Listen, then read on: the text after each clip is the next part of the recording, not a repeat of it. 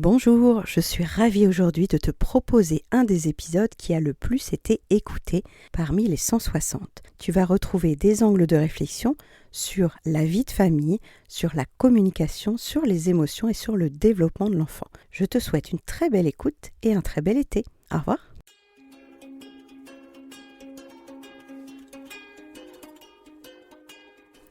Bonjour, bienvenue sur Les Petits Plus Zen, le podcast pour faciliter et savourer sa vie en famille. Je m'appelle Séverine, je suis facilitatrice en parentalité après avoir été 22 ans professeure des écoles en maternelle REP+. Chaque semaine, je te propose ici des pistes et des thèmes approfondis sur la petite enfance, l'éducation et la communication pour que tu retrouves le plaisir des relations familiales sereines et épanouies. Une de mes missions est de t'aider à mieux comprendre et apaiser les émotions de chacun pour installer un équilibre entre tes besoins personnels et ceux de ta famille et enfin retrouver du temps pour toi. Je te partagerai aussi mon expérience en classe de maternelle, des découvertes apprises en formation et des outils inédits et actionnables facilement que j'ai créés au fil du temps à l'école et à la maison. Pour ne manquer aucun épisode, abonne-toi s'il te plaît sur ton application de podcast préférée et participe généreusement à la diffusion de mon travail en laissant un avis et une note de 5 étoiles. Pour plus de contenu, d'inspiration et de motivation, retrouve-moi aussi sur Instagram, Facebook et Clubhouse sous le nom Les Petits Plus Zen. Sur ce, je te souhaite une belle écoute.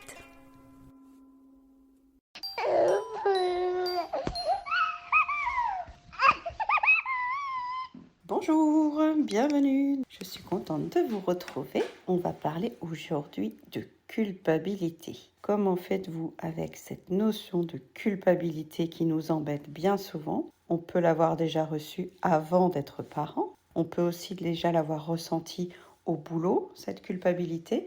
Mais particulièrement les mamans avec qui je travaille me disent qu'elles sont assommées par la culpabilité qu'elles ressentent de ne pas pouvoir tout gérer de front, leur vie de femme, leur vie de maman, et qu'est-ce que c'est difficile de faire tout en parallèle. C'est pas un sujet frontalement que j'ai abordé dans le podcast, celui qui s'en rapproche le plus, qui était le 97, où j'avais parlé du mythe de la mère parfaite, comme si la mère parfaite pouvait exister. Donc on va déjà débunker ça. La mère parfaite n'existe pas, ce n'est pas possible d'être absolument dans les cases que la société veut nous faire cocher. Mais par contre, on peut essayer d'avoir une parentalité qui nous fait du bien à nous, qui nous correspond à nous en fonction de nos histoires, nos valeurs, nos expériences, nos cicatrices et évidemment notre quotidien, puisque si on est maman solo, ça va pas du tout être le même quotidien qu'une maman en couple à l'autre bout du monde avec 5 enfants. Donc aujourd'hui, comment faites-vous pour dégager la culpabilité de votre vie? Est-ce que c'est une émotion qui vient tous les jours? Est-ce que c'est une émotion que vous revisitez rarement? Vous arrivez à vivre avec ou alors vous en souffrez? On va parler de tout ça aujourd'hui. Cette culpabilité, elle a des messages à nous amener.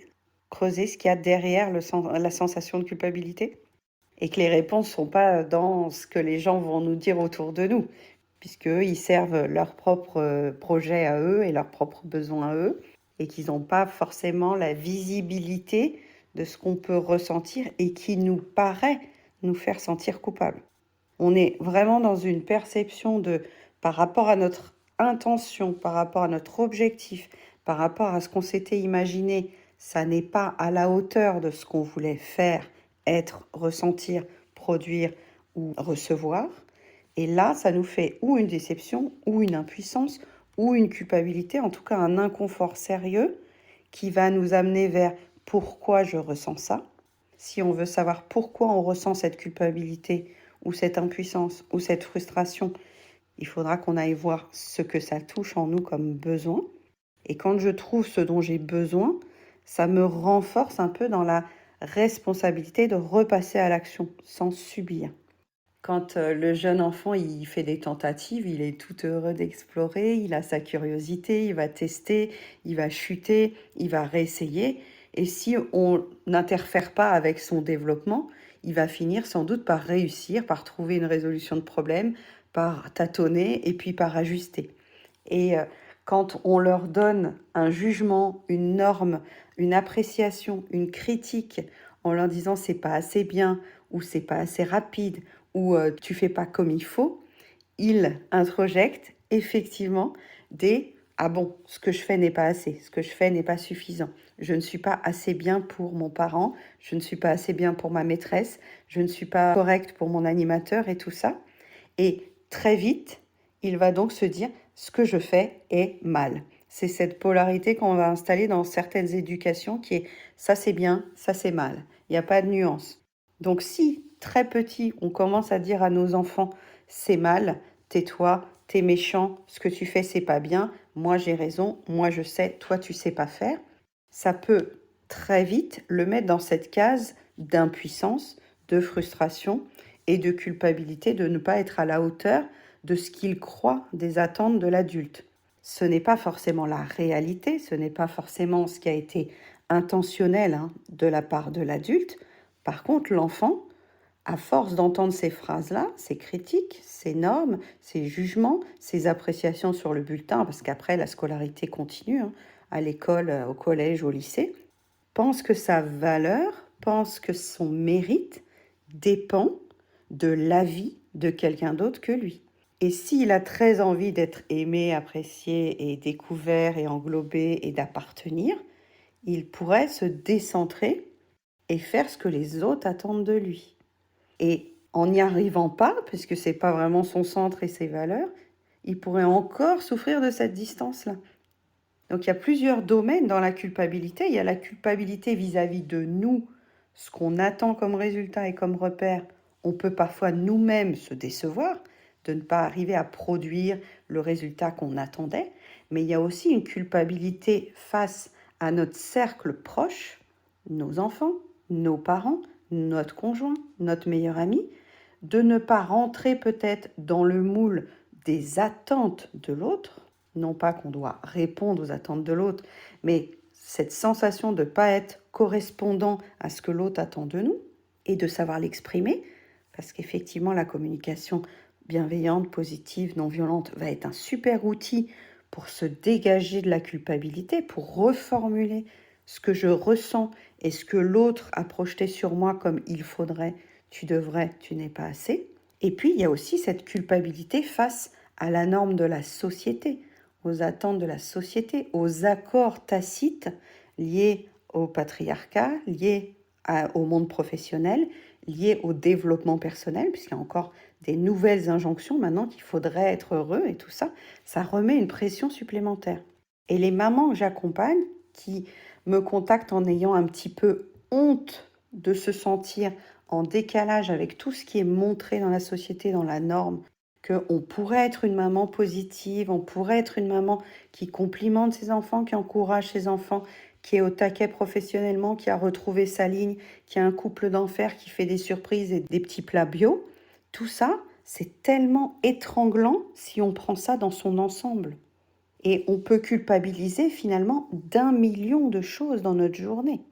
On peut culpabiliser de ne pas assez travailler, on peut culpabiliser de trop travailler, on peut culpabiliser de ne pas avoir passé de temps avec ses enfants ou son mari, on peut culpabiliser de ne pas avoir rappelé sa meilleure amie depuis un mois, on peut culpabiliser de tout parce que c'est lié à ce qu'on se raconte sur la norme attendue de l'extérieur. Si je ne reviens pas à mon centre et à ce que je pense de ma vie, de mes intentions, de mes valeurs, de mes besoins, mais vraiment les miens, pas ceux que les autres attendent, je ne peux pas savoir si ce que je fais est ajusté et adapté ou si ce que je fais dépend de la valorisation et reconnaissance de quelqu'un d'autre. Je prends l'exemple assez régulièrement d'un salarié qui voudrait garder son job. Il pourrait se sentir coupable de ne pas rester plus tard, de ne pas en faire plus, de ne pas aider plus. Parce que s'il a très peur de perdre son job, les flammes d'émotions se mélangent. Il y a à la fois la peur de perdre son boulot, l'insécurité financière, le doute quant à sa valeur, le doute sur la réciprocité ou l'équité dans son travail. Et tout ça se mélange dans un cocktail d'inconfort. Alors qu'il y a d'autres personnes qui vont au travail, qui finissent à l'heure qui est prévue sur leur contrat et qui ont moins de doutes, qui ont beaucoup plus de légèreté. Et ça me paraît intéressant aujourd'hui de poser là que le ressenti que vous avez vis-à-vis de votre situation, si quelqu'un d'autre vivait exactement la même chose que vous, il ne le ressentirait pas d'une manière pareille, similaire. Ce ne serait pas aussi coupable pour lui. ce ne serait pas aussi culpabilisant pour lui. Donc notre vision de la culpabilité, elle est liée à tout ce qu'on a vécu quand on était petit, tout ce qu'on a vécu comme appréciation du monde extérieur. Il y a nos parents, il y a nos professeurs, nos formateurs, nos premiers patrons, nos premières relations amoureuses, nos amis aussi, qui au présent maintenant nous font nous sentir à l'aise, en verticalité, en confort, plutôt stable sur nos décisions, sans se laisser impacter par ce que les autres en pensent, en étant prêt à décevoir, par exemple. C'est un épisode dont on parle souvent, le 94. Si je me sens capable de décevoir les attentes des autres, peut-être que je me sens moins coupable. Si je ne me sens pas capable d'affronter, de poser mes limites, de dire que j'existe, d'aller au-delà de ce qui est demandé en disant bah non, là je suis désolée, mais ça va pas être possible. Donc se confronter, aller plus loin que ce qui nous est demandé, refuser, dire non. Si je suis capable de dire non, de poser mes limites, d'accepter que là je suis pas en bonne énergie ou j'ai pas le temps de m'occuper de cette personne, je vais peut-être me sentir moins coupable. Le fait d'étiqueter l'élève, l'enfant, notre enfant ou nos élèves va lui laisser croire qu'on sait mieux que lui le résultat de ses actions, qu'on l'associe à son être, vraiment à ses qualités, à ses compétences, alors que c'est notre vision par rapport à notre attente. Si je suis enseignante, j'aimerais la réussite pour chacun de mes élèves et la façon de tourner ma phrase pour dire à l'élève qu'il a complété mes attentes ou non, qu'il a réussi l'exercice ou non, peut être formulée de 24 façons différentes.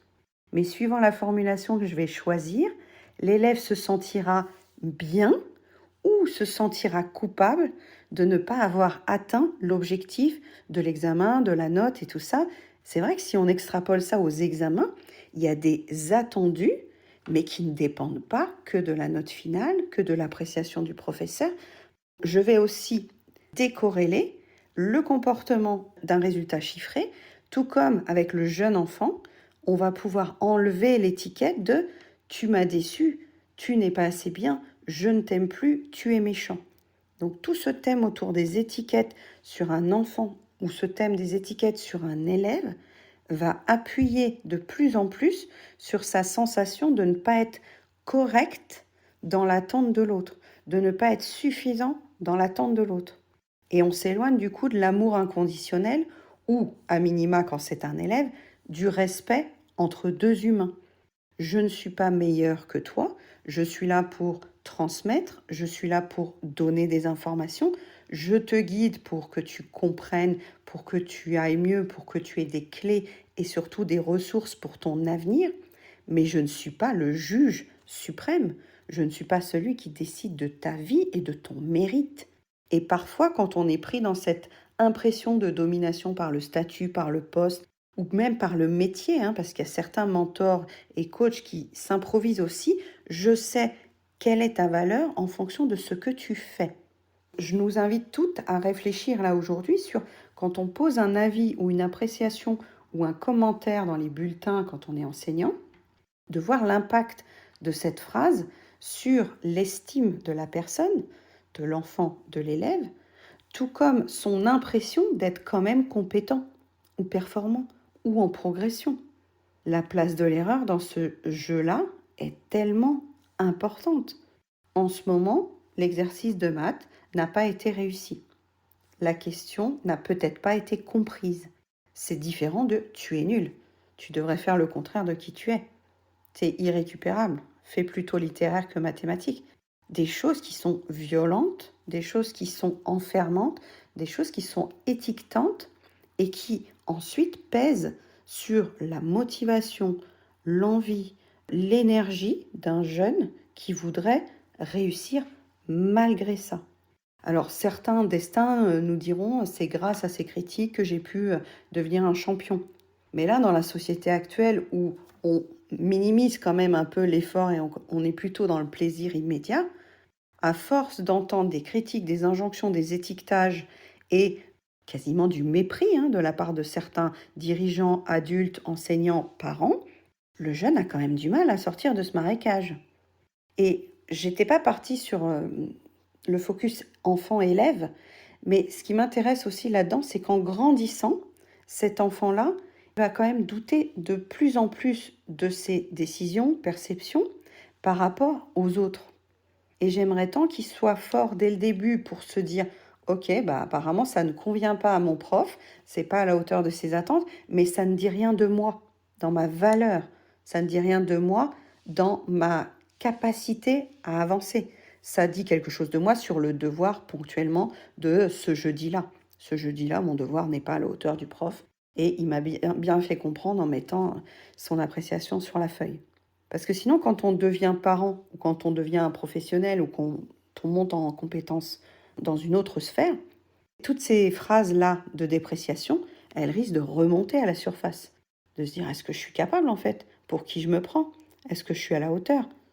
Avec tout le petit dossier syndrome de l'imposteur, tout le petit dossier, est-ce que j'ose postuler alors que j'ai pas toutes les compétences de la liste? Et là, il y a aussi une différence culpabilité homme et culpabilité femme. Culpabilité homme, c'est quand même beaucoup plus nuancé que la culpabilité des femmes. Je travaille plus avec les femmes qu'avec les hommes, mais les femmes ont un dossier culpabilité qui fait quand même 5 fois le poids des dossiers culpabilité de certains hommes. Et on a évoqué dans plusieurs rooms et dans plusieurs épisodes que nous, on est dans le soin en tant que femme et on a été élevés, la question du genre, je l'ai abordée là dans l'épisode 110, la question d'élever nos filles de manière à ce qu'elles prennent soin de tout le monde, qu'elles soient à l'écoute de tout le monde, ça ne leur rend pas service sur le long terme non plus. Puisqu'on leur dit, c'est ça ton rôle dans la vie, dans la société, c'est de prendre soin des autres. Prendre soin de tes enfants, de tes élèves, de tes proches, de ton mari, de tes parents, de tes beaux-parents, de la veuve et de l'orphelin. C'est chouette pour l'empathie mondiale, nationale et citoyenne.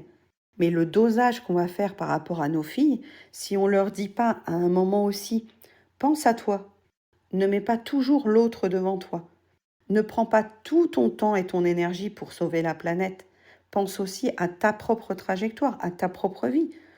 On est sur Terre que pour 90 ans, 100 ans. Qu'est-ce qu'on va faire de notre parcours aussi pour nous? Et si on élève nos filles que dans oui, oui, sois une gentille fille, sois sage, sois forte, travaille plus, fais plus d'efforts, sois jolie, et on leur rajoute des critères de réussite qui ne sont pas dans la liste des critères de réussite hommes, garçons. Sur la question du genre actuel, en 2023, j'espère que ça évoluera. Mais ça veut dire que le dosage de culpabilité d'une jeune fille est déjà, dès 5 ans, multiplié par tout ce qu'elle a entendu sur le rôle de la femme.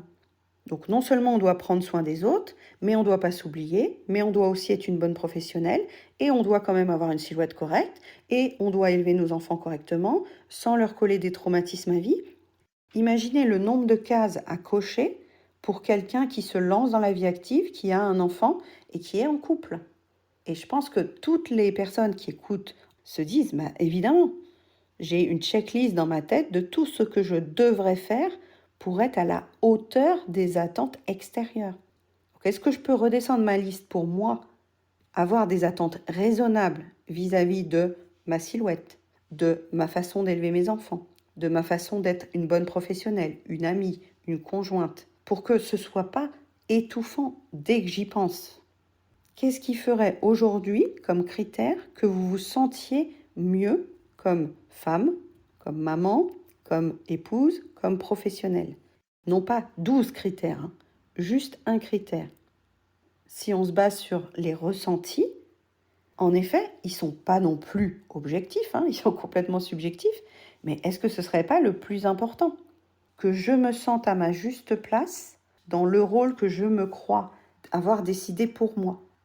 Si des fois je crie sur mon enfant, si des fois je dis à mon mec que là, non, je ne peux pas l'aider à faire ce qu'il m'a demandé, si des fois je dis à mon patron que ce ne sera pas possible, je m'engage à me respecter tout autant que je communique mes limites aux autres. Et c'est très compliqué. C'est un chemin de vie. Parce qu'on est tellement habitué à rentrer dans les attentes des autres. Et moi, je parle aussi pour moi. J'ai fait ça pendant 40 ans. Ça fait à peine 5 ans que je commence à oser décevoir, oser poser mes limites, oser dire non. Et même avec mes enfants, me dire, j'admets, je ne suis pas une bonne maman. Il y a des moments où je ne suis pas une bonne maman. mais j'ai plein d'outils maintenant pour le conscientiser plus vite et pour ajuster plus vite. Mais si on garde cette charge de culpabilité, de tu devrais, il faudrait, tu n'es pas une bonne maman si, tu n'es pas une bonne épouse si, et se conformer à des listes sans fin à cocher, on aura du mal à dégager la culpabilité de notre vie. Nos besoins, nos visions, nos projets, comme je vous dis souvent, d'aller scanner votre arc-en-ciel de besoins et vos flammes dans votre cheminée des émotions. Moi, je voudrais raccrocher un tout petit peu ce que j'ai extrait des séances avec certaines mamans, parce que ça pourra parler à celles qui nous écoutent. Dans le développement personnel, on va vous dire, si vous n'arrivez pas à avoir le contrôle sur le résultat de cette action, c'est que ça ne dépend pas de vous. Si ça ne dépend pas de vous, vous n'avez pas de prise dessus. Donc, cessez de vouloir forcer en fait quelque chose qui ne dépend pas de vous. Et ensuite, on s'oriente vers le mot d'acceptation, vers le mot d'apprivoiser l'effet de ce résultat sur nous, plutôt que de dire c'est injuste ou c'est pas normal, ou de bloquer en fait. Si on bloque sur le fait que cette note, cet échec est relatif, ça devient une expérience. Et on n'a pas parlé encore de ça aujourd'hui, mais il y a aussi toute cette phase de comparaison. Si je me compare à quelqu'un d'autre qui n'a pas les mêmes attentes de la vie, qui n'a pas les mêmes enjeux financiers, qui n'a pas les mêmes expériences ou la même formation ou la même culture, pourquoi est-ce que son avis aurait autant d'impact sur moi ? Je ne peux pas être dans les mêmes critères de réussite que quelqu'un qui n'est pas précisément dans mes chaussures aujourd'hui. Et pourtant, je culpabilise de ne pas avoir les résultats que les autres pensent bien pour eux. C'est vraiment si vous habitiez dans un pays où tout le monde fait A plus Z plus Y et que vous n'ayez pas du tout envie de faire A plus Z plus Y, il n'y aurait normalement pas à se torturer. Si vous n'en avez pas envie, si vous n'en avez pas besoin, si ce n'est pas utile pour vous, pourquoi se forcer ? Après, il y a une juste limite entre les règles de la société et puis ce qu'on est prêt à négocier avec nous-mêmes. Dans la notion de discipline et de persévérance, on sait que s'il n'y a pas un petit effort, si on ne cherche pas plusieurs options, si on n'essaye pas à nouveau, ça n'arrive que très rarement, tout cuit et facilement et de manière fluide.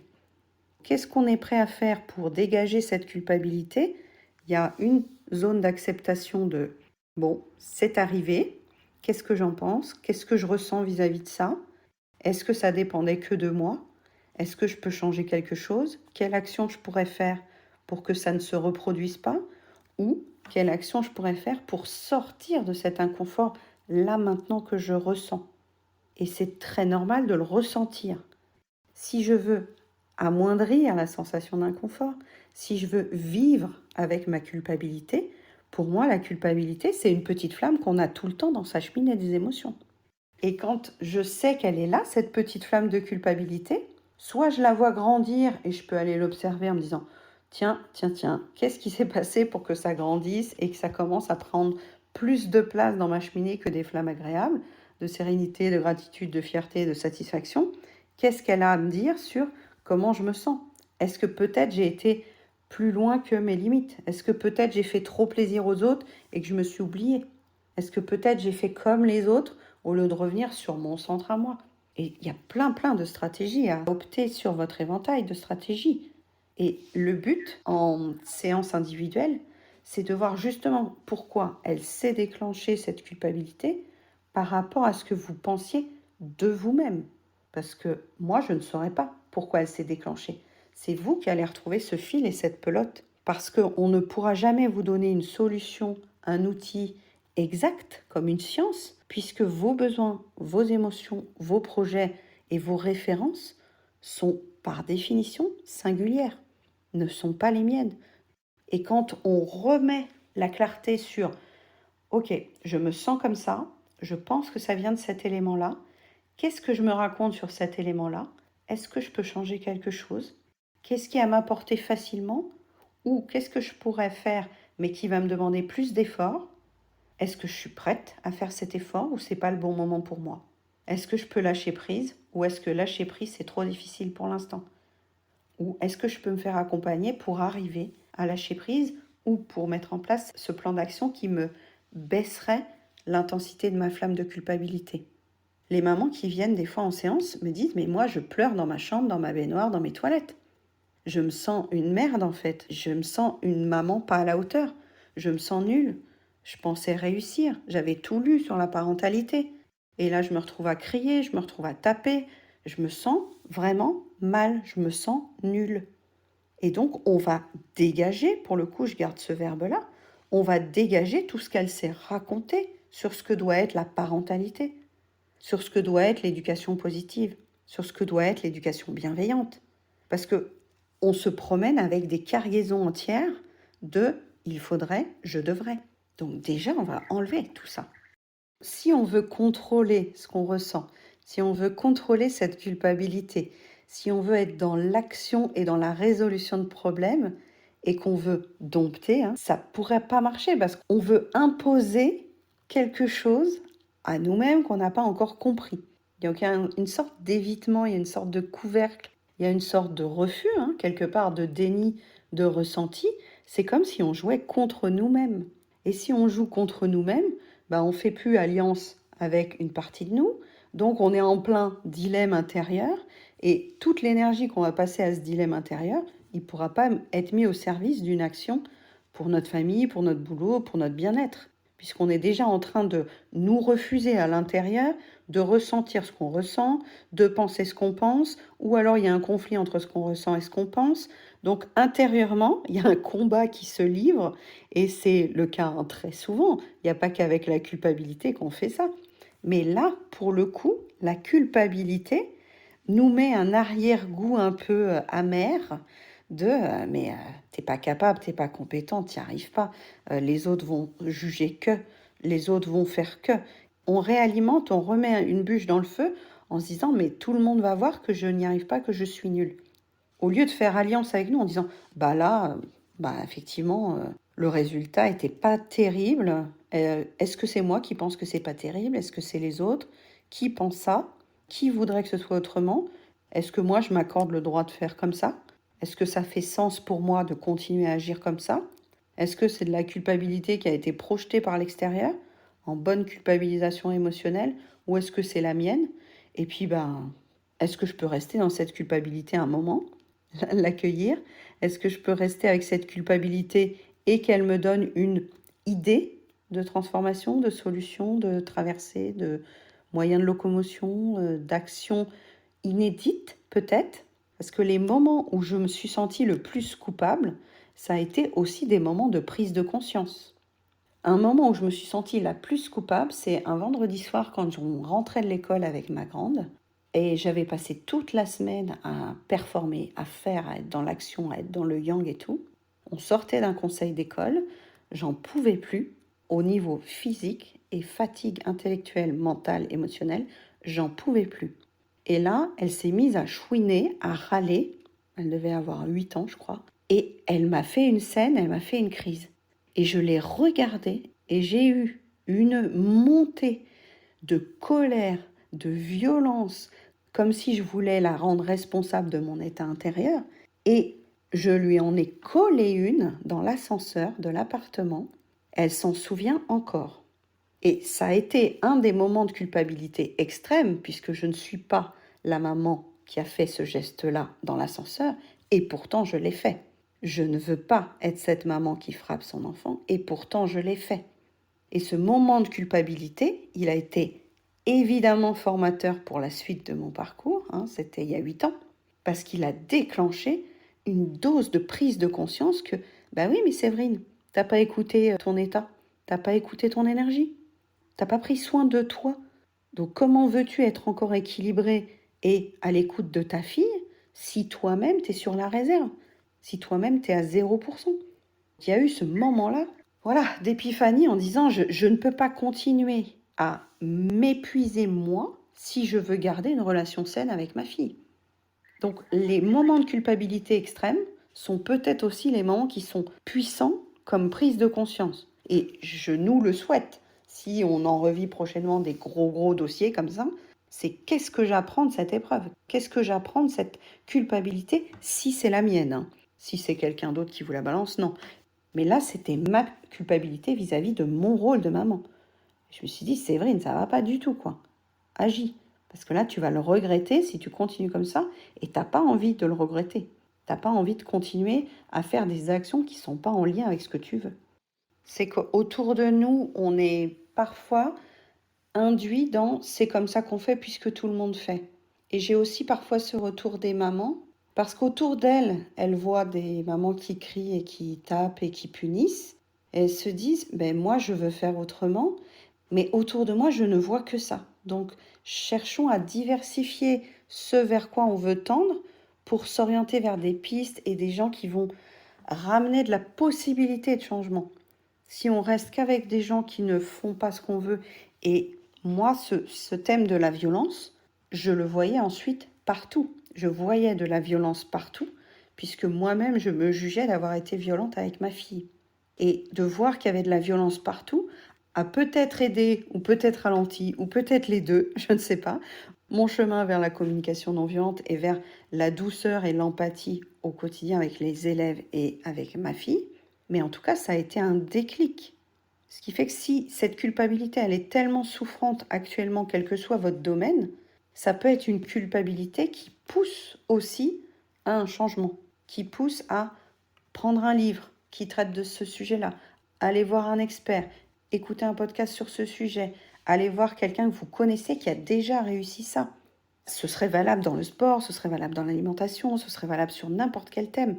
Mais si la culpabilité, elle est telle que vous vous sentez mal et amoindri provisoirement, soit ça vient de vous et vous pouvez en faire quelque chose, soit vous pouvez aller demander de l'aide à l'extérieur.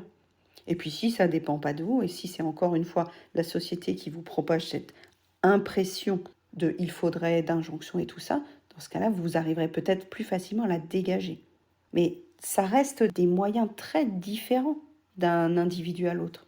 Et suivant la culpabilité que vous avez reçue, ou que vous avez créée, ou que vous avez alimentée, elles peuvent aussi se superposer.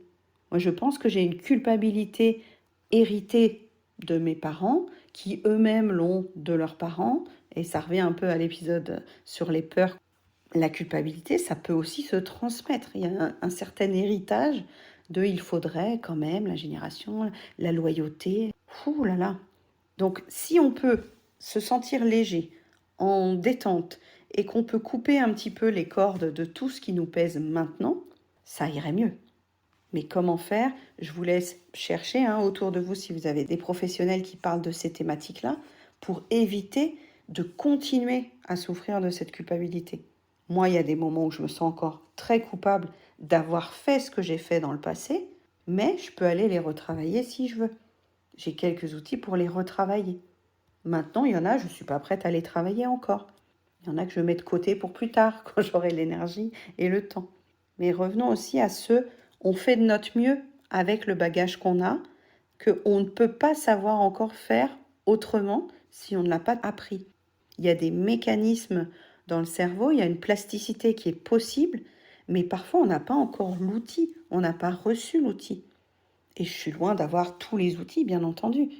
Mais ce que j'ai construit en classe, ce que j'ai construit avec ma deuxième fille, ce que j'ai construit avec mon nouveau couple, ça a été des petites pierres qui ont fait reculer une culpabilité de ne pas mériter de bonheur, de ne pas être assez pour ceci, de ne pas en faire assez, de ne pas être dans le soin suffisamment, alors que j'étais déjà dans le soin. J'étais déjà suffisante. Donc maintenant, j'arrive à me le reformuler et à le ressentir, ce que je n'arrivais pas à faire il y a 6, 7, 8 ans. Donc si vous arrivez à ressentir que c'est passager, que ça va passer, que c'est pas trop souffrant, ben profitez-en. Parce qu'il y a tellement de gens autour de nous qui vivent en perpétuelle réflexion de c'est pas assez, je suis nulle, je suis pas compétente, je m'y prends pas bien, je sais pas faire, j'ai honte. Et la culpabilité peut glisser après vers une autre flamme. Une flamme de honte, une flamme de peur, une flamme de douleur et tout. Au tout début de la communication non violente, quand j'ai découvert ce monde-là, je me disais, oh là là, c'est génial, si tout le monde pouvait connaître ça. Mais on a un fonctionnement dans notre manière de communiquer qui peut avoir été hérité, une fois de plus. C'est sûr que si ça crie à la maison depuis qu'on est enfant, ou si ça veut avoir raison, ou si ça veut convaincre, c'est un fonctionnement de communication qu'on a pu observer presque toute notre vie. Et savoir qu'on peut communiquer autrement, qu'on peut communiquer sans vouloir convaincre l'autre, sans vouloir dominer l'autre, sans vouloir soumettre, et qu'on peut juste communiquer pour échanger, pour contribuer, pour apprendre, pour avoir du plaisir, pour se confier, pour ressentir des belles choses. Mais sur ce thème de la communication qui est peut-être moins émotionnel a priori, on voit qu'il y a déjà des outils énormes. Mais ceux qui ne connaissent pas ces techniques de communication ne savent pas à quel point ce serait léger pour eux de les utiliser, de les comprendre, de les avoir en connaissance dans leur panier. Et ce sera la même chose pour les outils d'indépendance émotionnelle dans la parentalité ou toute technique thérapeutique et d'énergie. Et ces moments-là où l'expert va vous présenter une nouvelle façon de voir, moi je le vois comme un voyage, vraiment un nouveau continent s'ouvre à nous. Et quand la formatrice en CNV a commencé à expliquer tout ça, je me suis dit « Oh, c'est génial, il y a un nouveau monde qui commence pour moi. » Parce que j'ai pénétré dans une zone que je n'avais jamais imaginée. J'avais jamais imaginé qu'on était constamment en rapport de force quand on parlait avec quelqu'un. Donc c'est des prises de conscience qui sont sur notre chemin, peut-être à 20 ans, peut-être à 30 ans, peut-être à 60 ans. On les aura même dans le désordre. C'est ça qui est beau dans notre vie, c'est qu'on ne va pas récolter tous les outils en même temps. Ils vont venir au détour d'une situation, d'une expérience de vie, bonne ou mauvaise, d'une rupture, d'une rencontre, de belles rencontres aussi. Et au fur et à mesure qu'on en aura besoin, on pourra aussi créer une rencontre avec une expertise dont on se sentirait peut-être soulagé, allégé.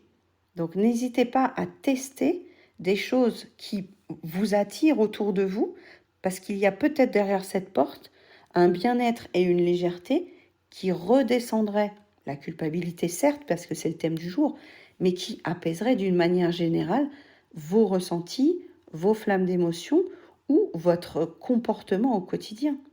La lourdeur qu'on peut ressentir à être tout le temps dans ce même quotidien, métro, boulot, dodo, les enfants qui crient, le conjoint qui râle, quel est le sens de la vie et tout ça. On n'est pas tous à des crises existentielles, heureusement, mais quand on rencontre des gens autour de nous qui sont au plus bas et qui ont perdu une motivation et une estime d'eux, il y a sans doute des portes à ouvrir vers lesquelles nous, on peut être des passeurs d'informations.